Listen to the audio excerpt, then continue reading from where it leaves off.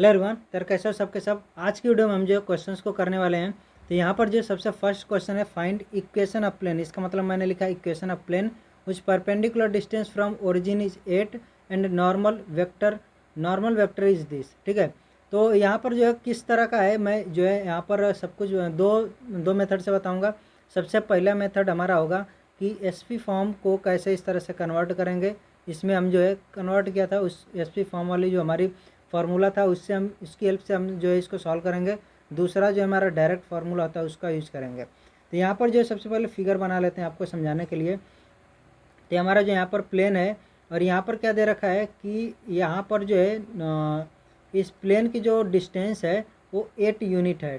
कहाँ से? ओरिजिन से है, 8 यूनिट है। और दूसरी चीज़ क्या देख रही, नॉर्मल वेक्टर यहाँ पर गिवन है कि नॉर्मल वेक्टर क्या है, 2i cap plus J cap plus 2k cap है।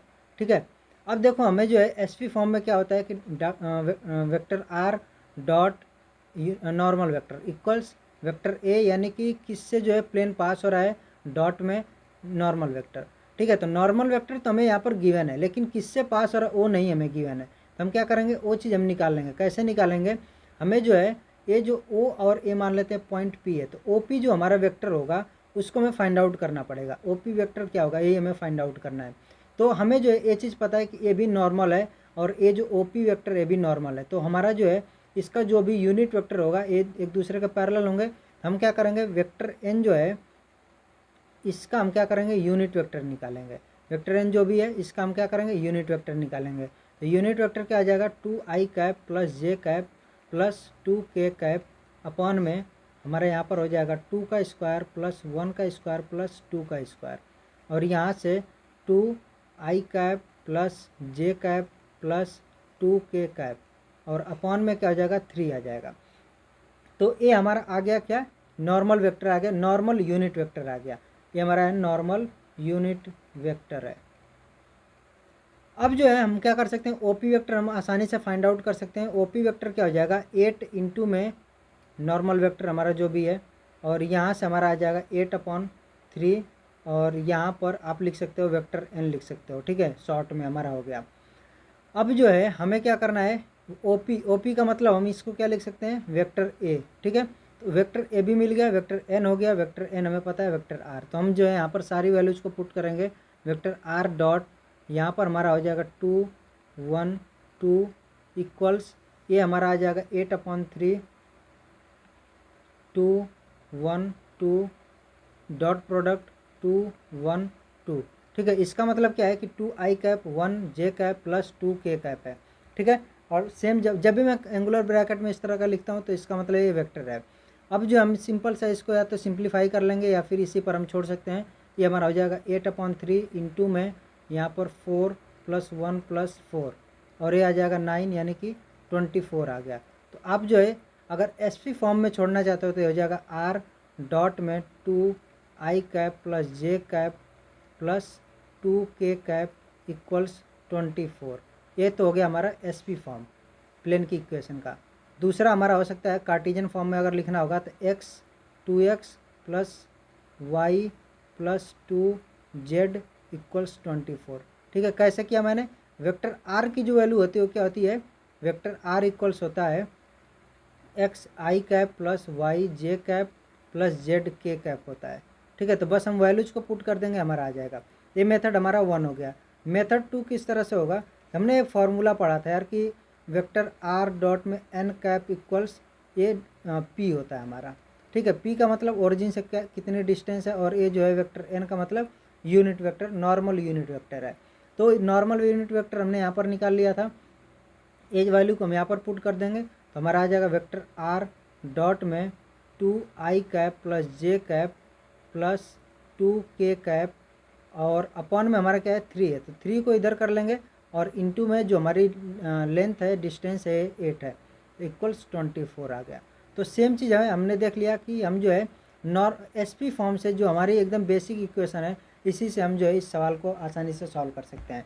ठीक है, अब हम बढ़ते हैं नेक्स्ट वाले सवाल पर। आई होप ये वाला आपको अच्छे से क्लियरली समझ में आ गया है। अब जो है नेक्स्ट हमारा जो क्वेश्चन है, find length of perpendicular from origin and DCs of normal to plane x + 2y + 2z + 27 = 0। तो हमने जो एक लास्ट अपने जो थ्योरी वाला पॉइंट था उसमें देखा था कि अगर मेरे पास जो है जनरल फॉर्म है उसको मैं नॉर्मल फॉर्म में कैसे कन्वर्ट करता हूँ। अगर आप उसको रिकॉल करोगे तो उसी की हेल्प से क्वेश्चन हमारा सॉल्व होगा। तो उसी की हेल्प से हम इसको सॉल्व करते हैं।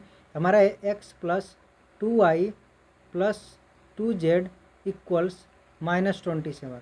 ये हमारी इधर माइनस हम क्या करेंगे, दोनों इसको जो प्लस करेंगे तो ये होगा -x -2y -2z इक्वल्स 27 आ गया।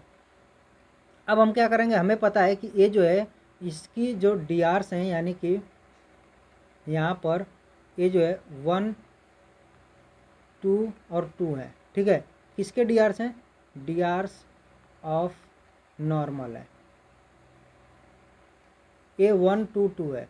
तो हम क्या कर सकते हैं, हमें जो है यहाँ पर ये चीज़ निकालना पड़ेगा। हमने देखा था LX plus MY plus NZ equals यहाँ पर P, ये वाला हमने फार्मूला देखा था। इसमें क्या था कि ये जो है L M और N है जो हमारी नॉर्मल यूनिट वेक्टर, ठीक है, उसका जो डिसीज थे, और ये जो है P जो है हमारी ओरिजिन से डिस्टेंस थी।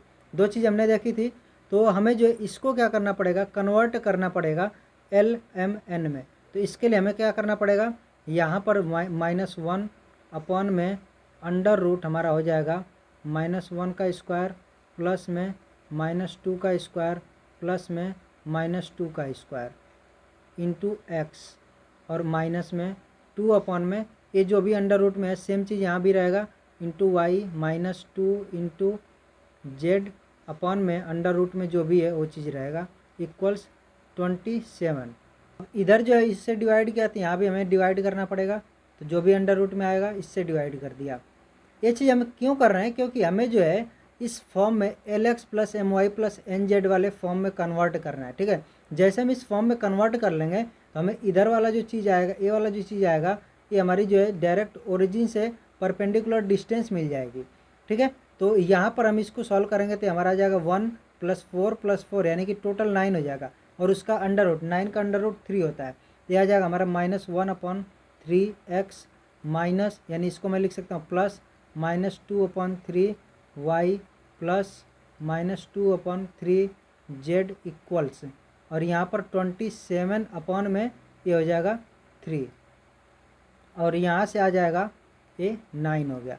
तो अब जो है 9 हमारा क्या है, ये परपेंडिकुलर डिस्टेंस फ्रॉम ओरिजिन है, और ये जो चीज़ है ए और ए वाली ए है L, ए है M और ए है N है। ठीक है, तो आपको सब कुछ मिल गया, डिसीज भी मिल गई, क्या है -1/3 -2/3 -2/3, और आपको जो है परपेंडिकुलर डिस्टेंस भी मिल गई। हमें सिर्फ क्या करना था, ये जो इक्वेशन है इसी को दूसरे फॉर्म में कन्वर्ट करना है। ठीक है, आई होप ये चीज़ आपको बहुत ही क्लियरली समझ में आएगा, क्योंकि हमने जो इसका थ्योरी वाला चीज़ जब देखा था तो बस हमें जो है सिंपल सा कैलकुलेशन ही करना है। यहाँ पर जो हमारे पास नेक्स्ट क्वेश्चन इसमें है कि हमारे एक प्लेन की इक्वेशन गिवन है R डॉट, ये जो भी है हमारा क्या होता है, ये एन कैप या फिर वेक्टर एन आप बोल सकते हो, इक्वल्स डी, जो आपने फार्मूला पढ़ा था vector R dot vector N equals यहाँ पर डी। ठीक है, तो ये वाला जो फार्मूला आपने देखा है सेम जो है फार्मूले पर ये चीज़ है आपका vector R dot N equals D, same जो ए बी है। तो हमें जो दोनों प्लेन के बीच में एंगल फाइंड आउट करना है। ठीक है, तो आपको पता है कि ये क्या चीज़ है, ये हमारा है N1 है, ये चीज़ क्या है N2 है। आपको जो एंगल फाइंड आउट करना है, यानी कि आपको प्लेन के बीच में एंगल नहीं फाइंड आउट करना है, आपको क्या करना है, आपको जो N1 और N2 के बीच में एंगल को फाइंड आउट करना है। तो बस आपको क्या करना है कि cos थीटा इक्वल्स, यहाँ पर हम फार्मूला यूज करेंगे cos theta equals vector N1 dot vector N2 upon में N1 इंटू मॉड में N2। ठीक है, और N1 इंटू N2 क्या हो जाएगा, N1 का मतलब A है और N2 है, दोनों का डॉट प्रोडक्ट हम लेंगे तो हमारा आ जाएगा 2 -1 + 2 अपॉन में मॉड इनका लेंगे तो इसका मॉड क्या आ जाएगा 2 का स्क्वायर प्लस -1 का स्क्वायर प्लस 1 का स्क्वायर इंटू में यहाँ पर 1 का स्क्वायर प्लस 1 का स्क्वायर प्लस 2 का स्क्वायर, और इक्वल्स यहाँ पर हमारा आ जाएगा 3 अपॉन में, और यहाँ पर हमारा 2 का स्क्वायर 4 + 5 + 6 यानी कि अंडर रूट 6 इंटू में यहाँ भी सेम चीज़ हमारा आएगा अंडर रूट 6 यानी कि ये आ जाएगा 1/2। तो तो कॉस थीटा इक्वल्स 1/2, तो थीटा इक्वल्स क्या हो जाएगा, यानी कि थीटा की वैल्यू हमारी 60 डिग्री यानी कि π/3 आ जाएगा। तो ये बहुत ही इजी से क्वेश्चन है, बस आपको एक हैंड्स ऑन देने के लिए, एक जो है आपको प्रैक्टिस करने के लिए सिंपल से क्वेश्चन यहाँ पर है। अब नेक्स्ट क्वेश्चन को हम देख लेते हैं। अब यहाँ पर जो है हमें क्वेश्चन में दिया है कि P1 एक जो हमारा प्लेन 1 है और ये प्लेन 2 है, इनके बीच में एंगल फाइंड आउट करना है। ठीक है, तो यहाँ पर हमारा कौन सा है फॉर्म है, ये हमारा है जनरल फॉर्म है। तो यहाँ पर जो भी फॉर्म दिया है वो हमारा है जनरल फॉर्म ऑफ प्लेन, जो कि हमारा क्या होता है ax plus by plus cz plus d equal 0, जिसमें कि ए बी सी आपका क्या होता है, ये होता है आपका drs ऑफ नॉर्मल। तो आपको जो है यहाँ पर नॉर्मल का drs मिल गए। यहाँ पर आपका एक नॉर्मल का drs क्या हो गया, यानी कि हम इसको बोल सकते हैं वेक्टर ए जो हमारा होगा वो क्या हो जाएगा 3 - 4 और 5 हो गया। दूसरा वेक्टर बी हमारा क्या हो जाएगा 2 - 1 - 2 हो जाएगा। ठीक है, यहाँ से हमें मिल गया और यहाँ से मिल गया ए वेक्टर ए। अब जो है ये क्या है a1 है, b1 है, c1 है, ए है a2, ए b2, ए c2। ठीक है, करस्पॉन्डिंग यहाँ पर हमने लिख दिया है। तो बस हमें क्या करना है कि cos theta equals a1 a2 plus b1 b2 plus c1 c2 upon में यहाँ पर जो फार्मूला है इसको बस हमें पुट कर देना है। तो यहाँ पर सारी वैल्यूज को पुट करेंगे। a1 a2 क्या हो जाएगा 3 इंटू में 2 प्लस -4 -1 प्लस 5 इंटू -2। ठीक है, ये चीज़ हमारा है। और अपॉन में यहाँ पर अंडर रूट में जो भी आएगा इंटू में अंडर रूट में जो भी आएगा। यहाँ पर हम देखते हैं कि ए हो जाएगा हमारा 6। ठीक है, ए होगा हमारा +4 और ए होगा हमारा -10। तो ऊपर से हमें 0 मिल जा रहा है, यानी कि cos थीटा इक्वल्स 0 हो गया, यानी कि थीटा इक्वल्स क्या आ जाएगा मेरा 90 डिग्री आ जाएगा, यानी π/2 आ जाएगा। तो यहाँ से जो हमें एंगल मिल जाएगा। हमें जो इस अंडर रूट को कैलकुलेट करने की कोई भी ज़रूरत नहीं है। ठीक है, तो ये जो है 4 क्वेश्चन थे जो कि आपके जो है प्रैक्टिस के लिए थे, इजी क्वेश्चन थे। आई होप आपको सारा क्वेश्चन जो है समझ में आए होंगे। मिलते हैं नेक्स्ट वीडियो में। Till then take care, bye bye.